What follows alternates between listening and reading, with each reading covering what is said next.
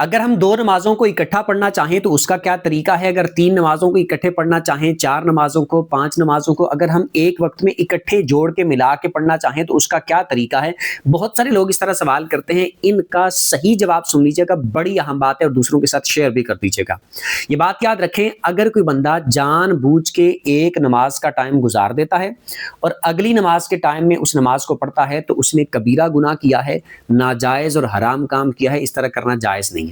ہاں، اگر کسی عذر کی وجہ سے، نیند کی وجہ سے، کسی مجبوری کی وجہ سے ٹائم اس کا گزر گیا، نماز قضا ہو گئی، تو اب اس نے اس کو اگلی نماز میں پڑھنا ہے، اس سے اگلی نماز میں پڑھنا ہے، اس سے اگلی نماز میں پڑھنا ہے، تو وہ تو کسی نماز کے ساتھ اس کو ملا کے پڑھ سکتا ہے کیونکہ وہ تو قضا پڑھ رہا ہے۔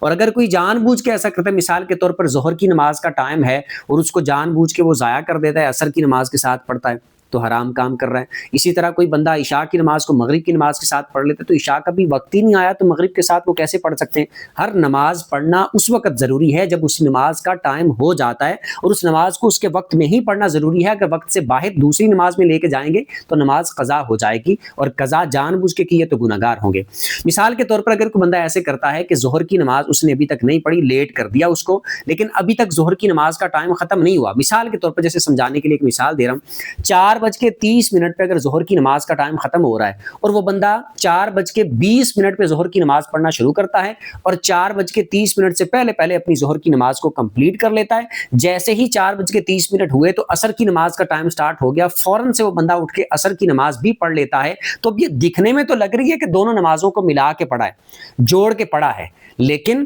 یہ ظہر اپنے وقت میں ہے، عصر اپنے وقت میں ہے، لیکن وہ اپنے ابتدائی وقت میں ہے اور یہ اپنے آخری وقت میں ہے۔ اسی طریقے سے سیم مغرب کی نماز کی، کوئی بندہ مغرب کی نماز کو لیٹ کر کے اس کے آخری وقت میں پڑھتا ہے، ٹائم ختم ہونے سے 5-10 منٹ پہلے، اور جیسے ہی عشاء کا سٹارٹ ہوتا ہے 7 عشاء کی پڑھے، تو دکھنے میں تو یہ لگ رہی ہے کہ ملا کے پڑھی گئی ہے، لیکن اصل میں ملائی ہوئی نہیں ہے۔ اور جن حدیثوں کو لوگ حوالہ دے کے بولتے ہیں کہ نبی پاک علیہ وسلم نے اس طرح دو نمازوں کو جمع کیا، فلاں صحابی نے اس طریقے سے جمع کیا، تو انہوں نے ایسے جمع کیا کہ ایک نماز کو اس کے آخری وقت میں پڑھا اور دوسری نماز کو اس کے پہلے وقت میں پڑھا، ایسے نہیں پڑھا کہ ایک نماز کا پورا ٹائم ضائع کر دیا اور اس کے بعد اگلی نماز کے ٹائم میں اس کو پڑھ لیا، تو یوں نہیں کرنا۔